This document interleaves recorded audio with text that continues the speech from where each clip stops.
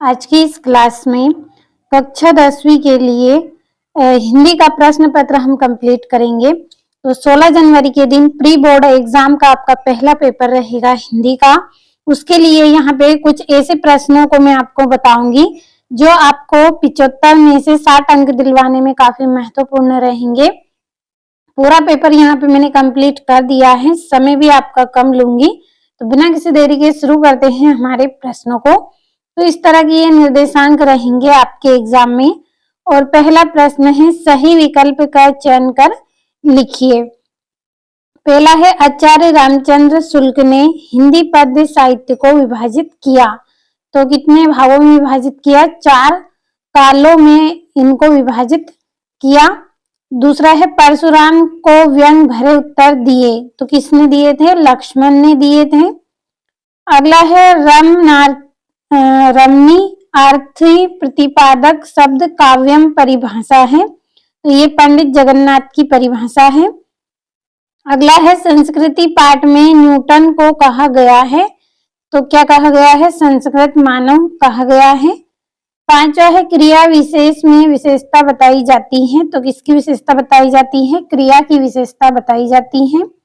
अगला है, भोलेनाथ और उसके साथी अपने घरौंदे के किवाड़ बनाते थे। तो किससे बनाते थे? वे लकड़ी से बनाते थे।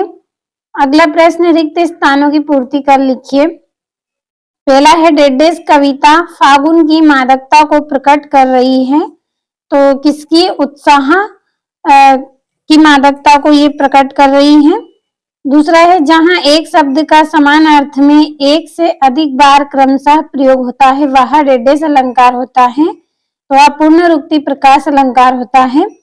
तीसरा है, जिन छंदों की रचना मात्राओं की गणना के आधार पर होती है उन्हें डेडेस छंद कहते हैं। तो उन्हें मात्रिक छंद कहते हैं। चौथा है, शहनाई बजाने के लिए डेडेस का प्रयोग होता है। तो रीड का प्रयोग होता है।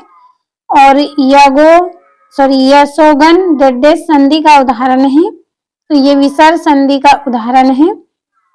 और कवि लॉग स्टॉक में डेडेस फिल्म की शूटिंग हुई थी। तो गाइड इसका आंसर आपका रहेगा।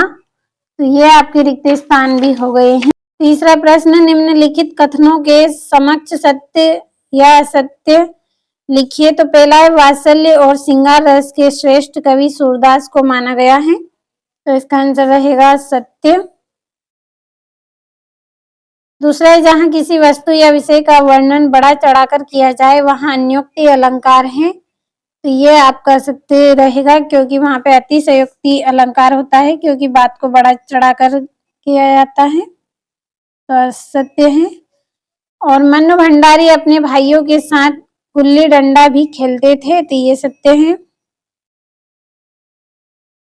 चौथा, रेखा चित्र को शब्द चित्र भी कहते हैं। तो ये क्या रहेगा? सत्य रहेगा। और राम बजाया जाता है एक आज्ञावाचक वाक्य है। तो ये असत्य है, क्योंकि ये तो एक साधारण या फिर सरल वाक्य भी से बोल सकते हैं आप, साधारण वाक्य है। और हिरोशिमा भारत में है। तो ये असत्य है, क्योंकि हिरोशिमा कहाँ है? जापान में।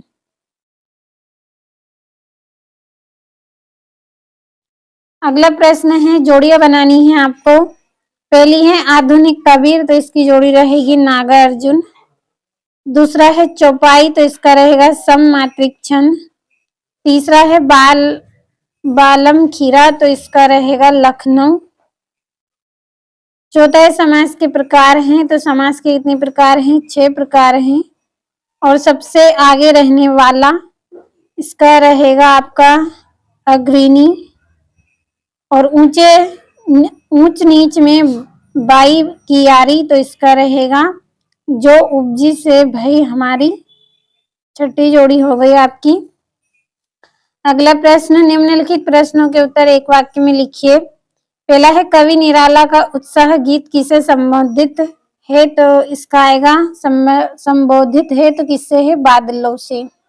तो बादल हम लिखेंगे। रस किसे कहते हैं? तो काव्य की आत्मा को रस कहते हैं।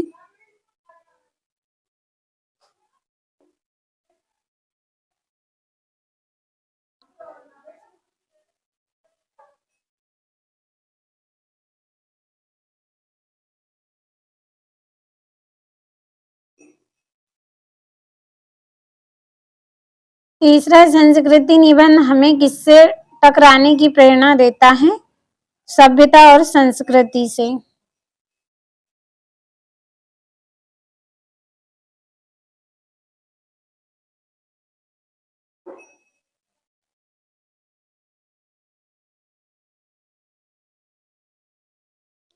अगला है वीर रस की कविताओं में कौन सा शब्द युग्म है?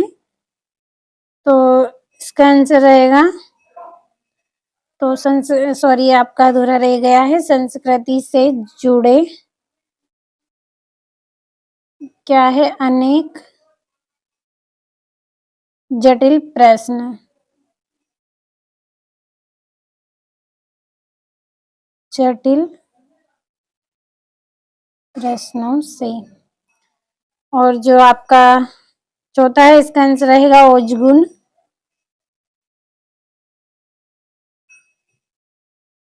अगला है रहस्यमयी तारों भरी रात लेखिका मधु कंकारिया के मन में क्या जगा रही थी? मनमोहन जगा रही थी।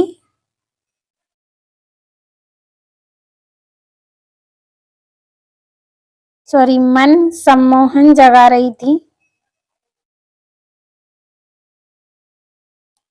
और लेखक अज्ञे ने हिरोशिमा कविता कहाँ बैठकर लिखी थी? तो इन्होंने रेलगाड़ी में बैठकर लिखी थी।